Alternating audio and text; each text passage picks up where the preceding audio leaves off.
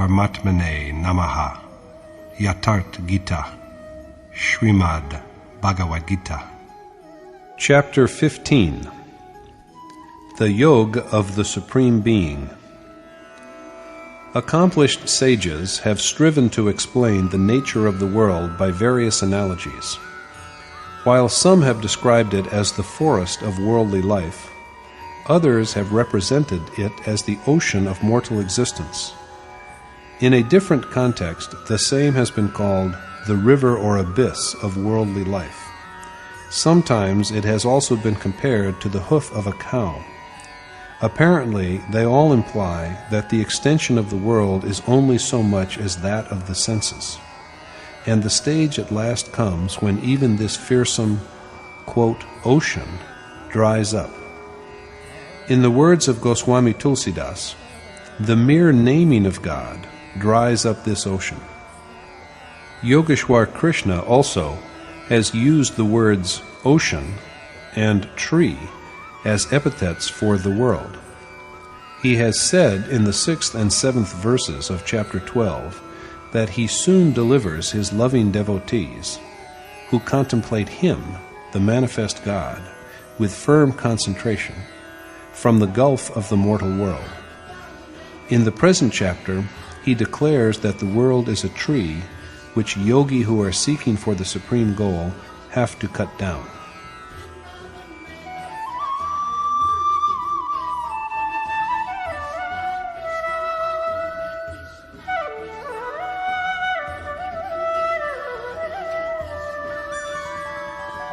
ऊर्ध्वमूलमधःशाखम् अश्वत्थं प्राहुरव्ययम् छन्दांसि यस्य पर्णानि यस्तं वेद स वेदवित्. The Lord said, "He who knows the peepal tree that the world is, with its roots above and branches below, and which is said to be imperishable, and of which Vedic verses are the foliage, is a knower of the Ved." The root of this everlasting peepal, fig tree, like world, is the God above, and its boughs are the nature below. A tree does not even last till the symbolic tomorrow, but the tree of the world is indestructible. Two things are immortal according to Krishna. The first of these is the everlasting world, and then beyond it there is the eternal Supreme Spirit. The Ved are said to be the leaves of this tree of the world. The man who observes this tree well, along with its root, and is aware of its reality, is an adept in the knowledge of Ved. The man who has perceived the truth of the world tree, rather than one who has merely perused holy books, is the true knower of the Ved. Study of books only provides a motive for proceeding in that direction. It may well be asked at this point why the Ved are needed instead of leaves. Vedic verses, which generate well-being, are useful because they motivate from the very point when, after a great deal of wandering about, a soul goes through his last birth, which is like the final shoot of a tree. This is the turning point, where the straying ceases and the seeker begins to proceed confidently towards God. अधश्चोर्ध्वं प्रसृतास्तस्य शाखा गुणप्रवृद्धा विषयप्रवालाः अधश्च मूलान्यनुसन्ततानि कर्मानुबन्धीनि मनुष्यलोके. Its branches nourished by the three properties extend high and low. Objects of the senses are its shoots, and its action-engendering roots stretch below to the world of men. The branches of sense objects and their enjoyment, nourished and cultivated by the three properties of the tree-like world, spread everywhere, above and below, even going back into the earth and sprouting new shoots. They extend from the worms and insects below to the godly state and creator above, but they can bind only those who are born as men according to their past actions. All other births are only for the enjoyment of sense objects. Only human birth is subject to bondage in keeping with action. And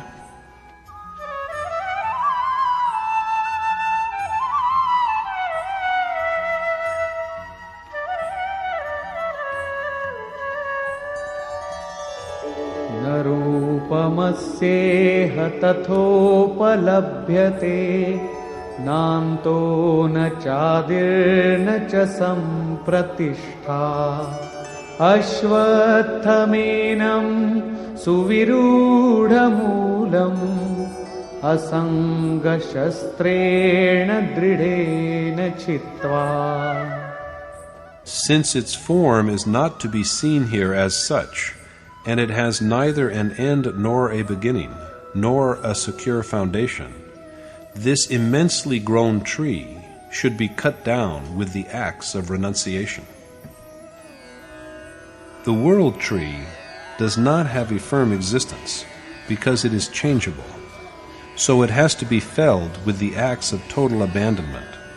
It has to be cut down, not worshipped as it usually is, because of the superstitious assumption that God resides in the roots of this tree and that its leaves are the ved. However, since this tree has grown from God's own seed, can it be cut down? In fact, the meaning of this cutting down is escape from nature, which is accomplished by renunciation. But what is to be done after the tree has been cut down?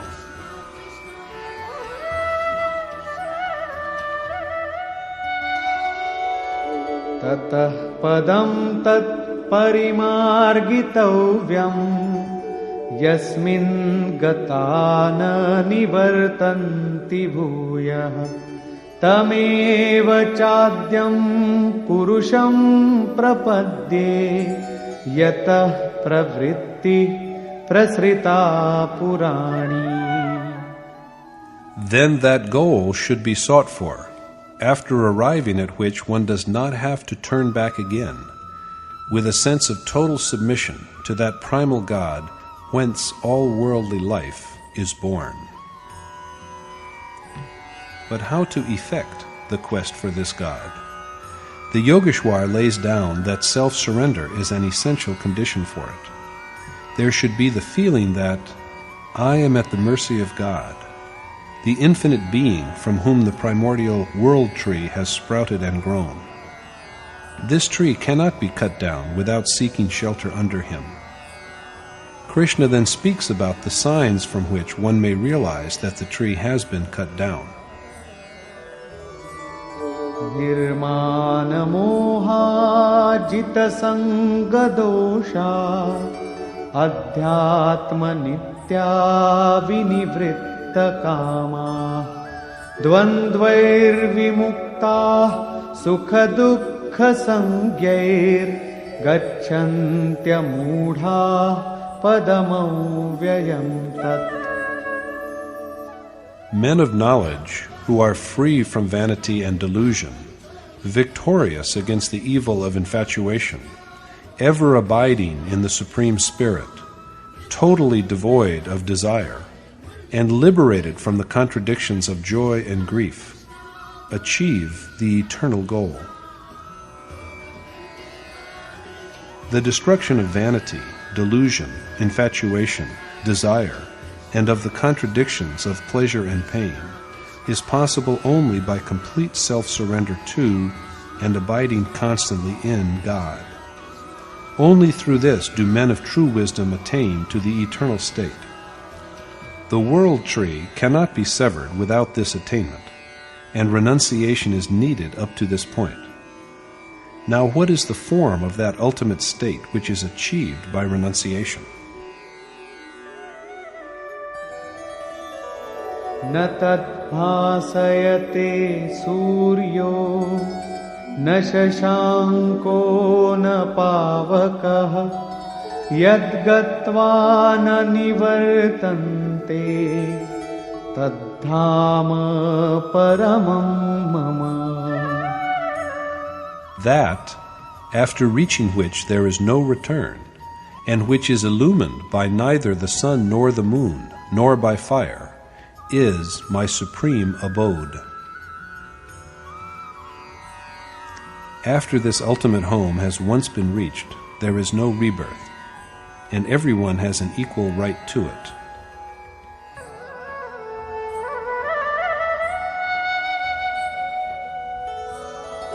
ममैवांशो जीवलोके जीवभूतः सनातनः मनः षष्ठानीन्द्रियाणि प्रकृतिस्थानि कर्षति. The immortal soul in the body is a part of mine, and it is he who attracts the five senses and the sixth, the mind, that dwell in nature. Krishna now explains how it is so. Shariram yadavapnoti yacchapyutkramati ishvarah grihitvaitani sanyati vayurgandhani vashayat. Like the wind carrying a scent from its source, the soul that is Lord of the body also bears along with him the senses and the mind from its previous body and assumes a new one. The soul carries with him the propensities and mode of action of the mind and five senses of the body from which he departs and takes them into his new body.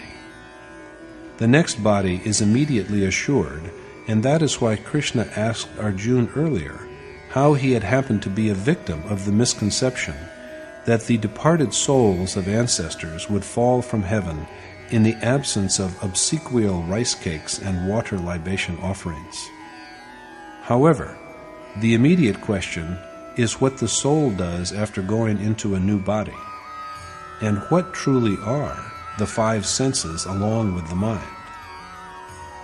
Shrotram chakshuh sparshanam cha rasanam ghranameva cha adhisthaya manaschayam vishayanupasevate.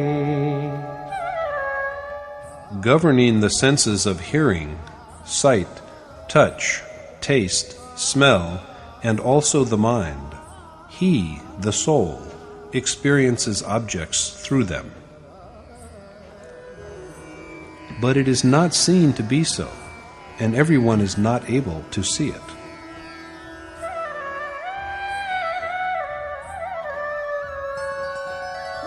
Utkramantam sthitam vapi Bhunjanam vagunanvitam vimudhananupashyanti pashyanti jnanachakshushaha. The ignorant are unaware of the soul, endowed with the three properties and departing from the body or dwelling in it and enjoying objects. Only they who have eyes of wisdom discern him. So naturally, the next verse is on how to secure this vision.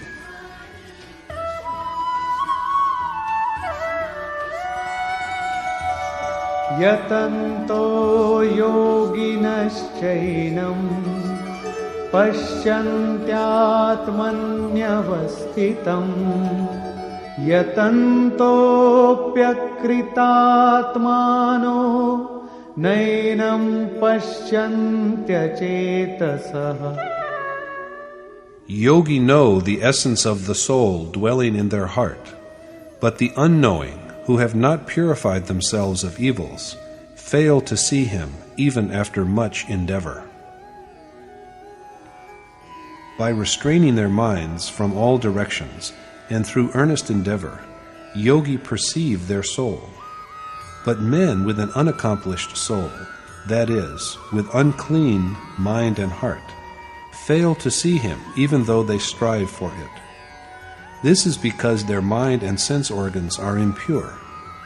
Only by making a strenuous effort to subdue their mind are sages enabled to apprehend their self. So contemplation is a necessity. Krishna now throws light upon the glories of the self of realized sages, which have also been dwelt upon earlier.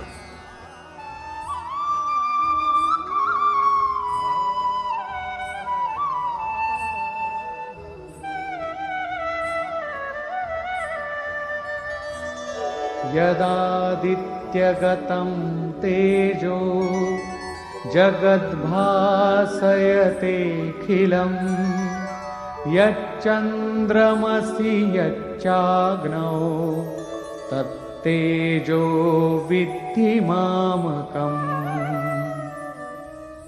Know that the radiance of the sun that lights up the world, and of the moon and fire, is my own effulgence. Next, he points out the sage's task. गामाविश्य च भूतानि धारयाम्यहमोजसा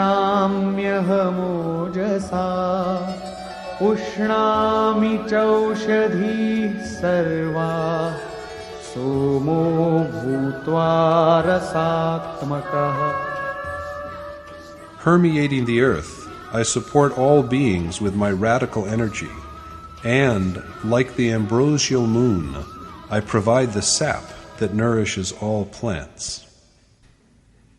And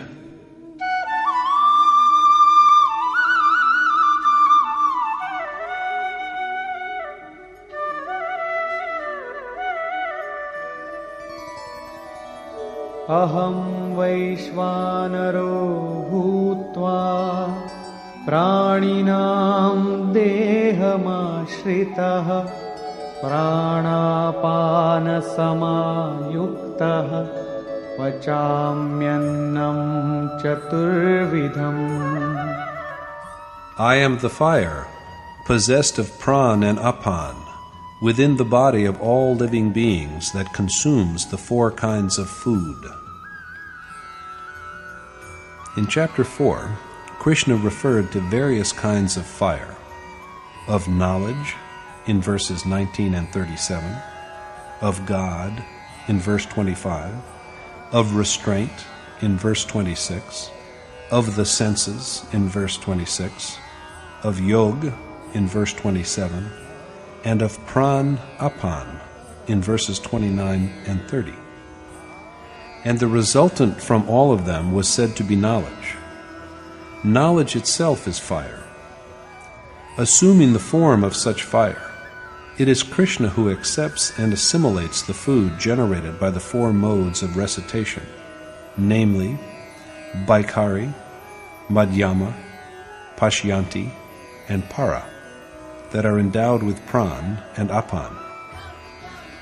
It will be remembered that recitation is always by means of inhaled and exhaled breath.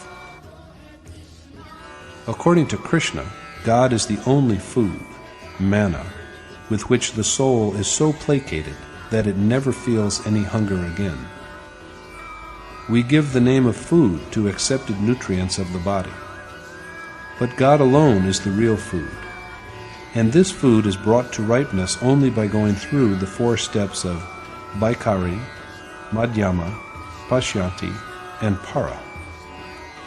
Some wise men have also called them name, Nam, form, Rup, revelation, Lila, and abode, Dham.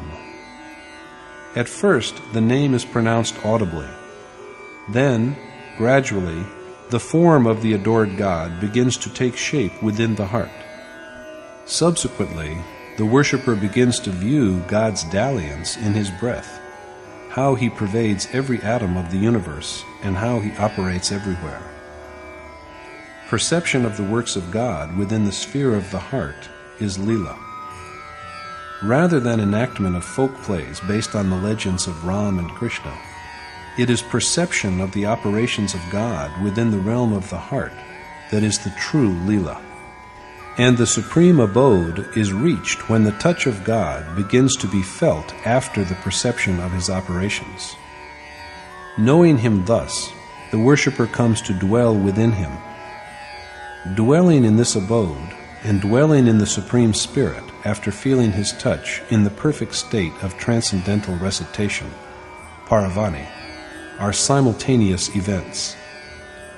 Thus, equipped with pran and apan, or shwas and prashwas, and progressing gradually through baikari and madhyama to the culminating stage of para, the food that God is ready and available, and also assimilated. And of course, by then, the eater of the food is ready also to partake of the sublime nourishment.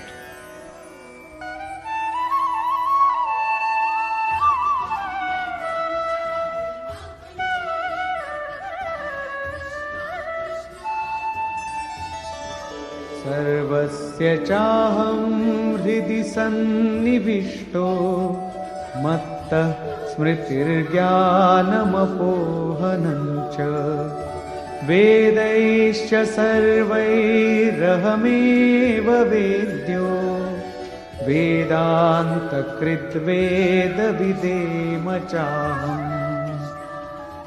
Seated in the heart of all beings, I am their memory and knowledge, and also the strength that overcomes all impediments. I am that which is worthy of being apprehended by the Ved, and I verily am the author of the Vedant, as well as their knower. Krishna exists as the omniscient presence in the heart of all beings, and it is because of him that the Supreme Spirit is remembered. Memory here signifies the recalling of the forgotten essence of God. There is clearly here a representation of the moment of realization. Knowledge that comes with memory and the ability to overcome difficulties are also gifts from Krishna. He is also a fit subject for knowing by all the Ved. He too is the author as well as end of the Ved. Knowledge comes when he is separate, but who will know whom when the worshipper has perceived him and become one with him? Krishna is also knower of the Ved. He said at the beginning of the chapter that the world is a tree, of which the root is the God above, and all of the branches below are nature. The one who can distinguish the root from the branches that are nature knows the essence of it, and he is versed in the Ved, or sacred knowledge. Here, Krishna says that he is such a one, knower of the Ved. He thus puts himself on a par with other scholars of the Ved. Thus it is again stressed that Krishna was a sage who knew the truth, truly a Yogeshwar, a lord of yoga among yogi. The subject is concluded here, and now he goes on to say that there are two kinds of beings, or purush.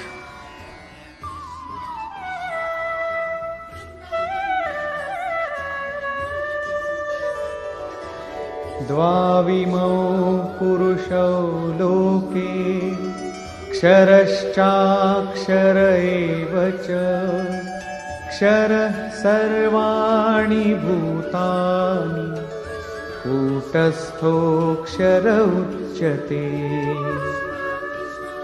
There are two kinds of beings in the world, the mortal and the immortal. Whereas the bodies of all beings are destructible, their souls are said to be imperishable. The person, male or female, who has restrained their senses along with the mind, that is, whose body of senses is steady, is said to be imperishable. The perishable person exists today, but may not even exist tomorrow. But this too is soul in a particular condition. There is, however, another self beyond these two.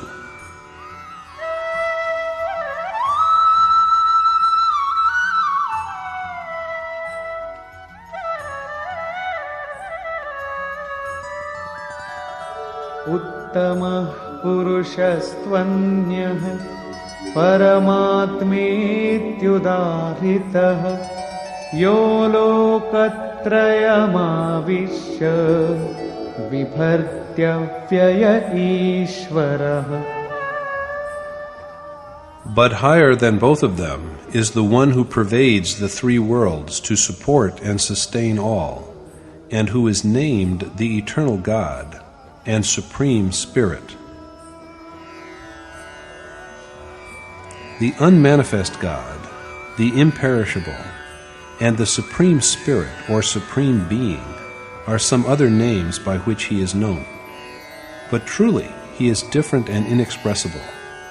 He represents the ultimate state beyond the mutable and the immutable, the perishable and the imperishable. He is directed by the Supreme Spirit, but he is different and beyond words. Krishna introduces himself as a soul in such a state. Yasmaksharamati अक्षरादपि चोत्तमः अतोऽस्मि लोके वेदे च प्रथितः पुरुषोत्तमः. Since I am supreme by virtue of being beyond both the perishable body and the imperishable soul, I am known as the Supreme Being, Purushottam, in the world as well as in the Ved. He is reputed as the Supreme Being in both the world and the Ved because he has transcended the destructible, mutable Kshetra and even gone higher than the immutable, imperishable, steady soul.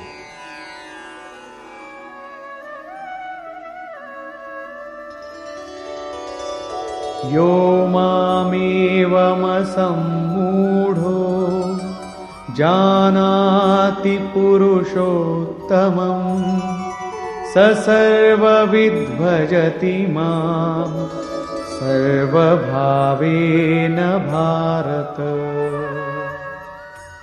The all-knowing man, who is thus aware of my essence, O Bharat Arjuna, as the Supreme Being, always worships me with perfect devotion. Such a worshipper is not separate from Krishna.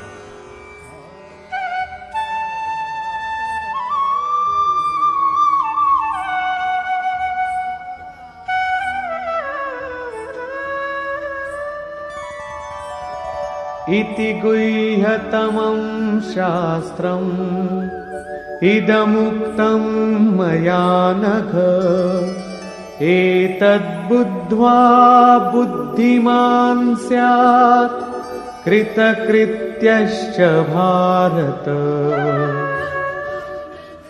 I have thus instructed you, O the sinless Arjuna, in this most subtle of all knowledge, because, O Bharat, by knowing its essence, a man gains wisdom and accomplishes all his tasks. Krishna thus enlightens Arjuna on the most secret knowledge by being well acquainted with the essence of which a man becomes all-knowing and gains his object. So this instruction by Krishna is a complete sacred precept in itself. This mysterious knowledge of Krishna was most secret. He told this to only devotees. Rather than for all, it was meant only for the worthy who are spiritually ready to receive and profit by it. But when the same secret teaching is put down in black and white, and appears in the form of a book, it may seem that Krishna has imparted it to all. But in truth, it is only for those who are fit to receive it. Even the manifest form of Krishna was not meant for all. But he kept nothing back from the worthy Arjuna. Arjuna could not have been saved if his charioteer had kept secrets from him. This uniqueness is to be found in all sages of accomplishment. Ramakrishna Paramhansadev was once ecstatic. His disciples asked him for the reason for his ecstasy. Alluding to an eminent contemporary great soul, a realized sage, who had controlled and subdued all his senses by abstract meditation. Ramakrishna said that on that day he too had become a Paramhans, like him. After a while he told the disciples who followed him, aspiring, with mind, action, and speech, for freedom from passion and worldly attachment, "Do not ever be in doubt now. I am the Ram who was born in Treta. I too am the Krishna of Dwapar. I am their sacred soul. I am of their form. If you have to attain, behold me." In precisely the same way, my revered teacher used to say, "Mark you that I am but a messenger of God. Real sages are messengers of the all-pervading, preeminent, changeless, Supreme Spirit, and it is through them that his message is received." Jesus Christ exhorted men to come to him, all who labor and are heavenly laden, and he would give them rest by revealing to them God, his Father. From Matthew 11:28 in the Bible. So everyone can be a son of God. Albeit it is a different matter that going to sages is made possible only through sincere striving for the accomplishment of worship and meditation. In Surah 2 of the Quran, Allah reveals, "Lo, we have sent you, O Muhammad, with the truth, a bringer of glad tidings and a messenger." My revered teacher Maharajaji used to say the same about himself to all. He neither supported nor contradicted any view or doctrine, but he did tell those who earnestly craved for liberation from passions and worldly attachment, "Just look at my form. If you aspire for the ultimate spirit, contemplate me and have no doubt." There were many who were skeptical, but through demonstrating by personal experience and conduct, and even by berating them, he made them give up their irrelevant assumptions, among which are included the many rituals and ceremonies dwelt upon by Krishna in verses 40 through 43 of chapter 2, and thus induced them to have faith in him. He exists timelessly as an accomplished sage. Likewise, although Krishna's glory was a mystery, he revealed it to his earnest devotee, worthy and affectionate Arjuna. This is possible with every worshipper, and sages have thus brought millions onto the spiritual path. Conclusion. Krishna said at the beginning of the chapter that the world is a tree like the people, the fig tree, but the people tree is just an analogy. Its root is the God above, and all nature is its branches that spread below. The one who gains awareness of the tree along with its root is well versed in the Ved. The branches of this world tree, as well as its roots, are everywhere, high and low, because it has sprung from the God whose seed, the soul, resides within the heart of every being. There is the myth that, seated on the lotus once, Brahma speculated over his origin. He entered the stem of the lotus from which he was born and went deeper and deeper into it. He penetrated ever deeper, but he could not see the source of his birth. So in despair he resumed his seat on the lotus. Then, through restraint of mind and meditation, he at last discovered his fountainhead in the Supreme Spirit, and extolled him, whereupon God himself revealed to him that although he exists everywhere, he can be found only within the heart.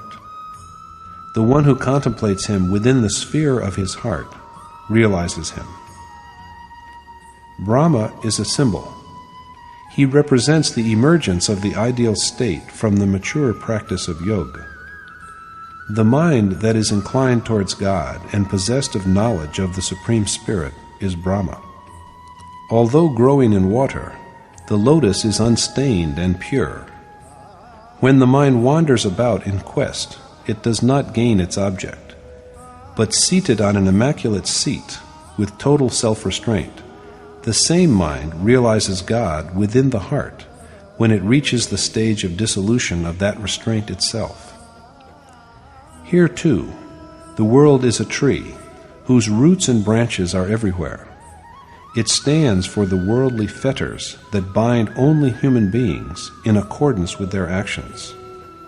The other forms only suffer the consequences of these actions. So Krishna implores Arjuna to sever this people fig-like tree world with the axe of firm renunciation and seek for the supreme goal, after achieving which sages are not reborn. As to how to know that the tree has been cut down, the Yogeshwar says that the man who is free from pride and ignorance, who has overcome the evil of attachment, whose desires have come to an end, and who is liberated from conflicts, attains to the final beatitude. Illuminated by neither the sun nor the moon nor by fire, the God who is the ultimate state is self-radiant. What is essential for this spiritual achievement is firm conviction that the one after approaching whom there is no going back or reversion is the supreme abode, and that all are equally entitled to it because the embodied soul is but an immaculate part of Krishna himself. When the soul gives up a body, he carries the inclinations of its mind and five senses into the new body he assumes. If the sanskar is enlightened and morally good, the soul attains to the level of enlightenment and moral virtue. If he bears rajas-dominated sanskar, he gets through to the medium level. And if the sanskar is characterized by tamas, the soul climbs down to birth in lower forms of life and indulges in sensual pleasures through their mind that controls the senses. This is usually not seen, for the vision that is needed to perceive it is the vision of knowledge. Just memorizing something is not knowledge. Yogi are enabled to see it only by concentrating the mind on the self. Thus, knowledge is achieved from practice and accomplishment, although it is true that study of sacred works inclines one to it. Men who are skeptical and devoid of accomplishment do not gain the desired object, even though they endeavor hard for it. Stressing the same point, Krishna states that it is he who, residing in the heart of all beings, generates memory. He causes them to recall the God who was forgotten. He is also the knowledge that comes with this memory. It is also by him that the hurdles in the way are surmounted. He alone is fit to be known, and he too is the one who represents the end of this knowledge after it is known. And since after this point the knower and the known are one, knowledge is irrelevant, for now who is there to know and who to be known? Krishna is knower of the Ved, of the divine truth. He has said that he who knows the world tree, along with its root, is versed in the knowledge of the Ved. But this knowledge comes only to him who cuts down the tree. Now he says that he is knower of the Ved. He counts himself as one of those who are initiated into the wisdom of the Ved. So Krishna too is here a sage knower of the Ved, the knowledge of which all of mankind is entitled to. At the end, it is said that the world has three kinds of beings. All the bodies of beings are transitory, but the same being is imperishable in the state when the mind is steady, although it is subject to contradictions. And even higher than this is the transcendental God, who is said to be unmanifest and eternal, and who is indeed unique. This is the being beyond transience and permanence. This is the ultimate being. As one with this being, Krishna is also the same, identical with this being, beyond the destructible and the indestructible, because of which he is known as the Supreme Being. Enlightened seekers who know the Supreme Spirit thus worship Krishna wholeheartedly. There is no anomaly in their knowledge. It is this most secret knowledge that Krishna imparts to Arjuna. Sages of attainment do not reveal it to all, but they also do not hide it from the deserving. If it is hidden from them, how will they achieve their object?